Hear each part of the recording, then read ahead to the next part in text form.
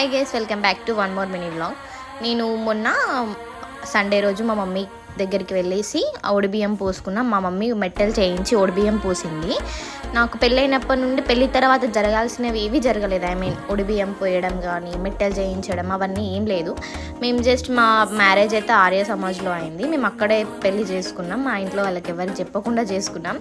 అందుకని చెప్పేసి అప్పుడు ఏం లేదు. అండ్ తర్వాత మమ్మీ చేద్దామన్నా కానీ నాకు పడలేదు. చుట్టూ వచ్చింది. మా మామయ్య వాళ్ళ డాడీ మామయ్య చనిపోయారు. సో అప్పుడు చేసుకోవద్దు కదా. అండ్ ఇప్పుడు మా మమ్మీ అయితే నాకు మెట్టెలు చేయించి ఒడిబియ్యం పోస్తుంది ఇక్కడ.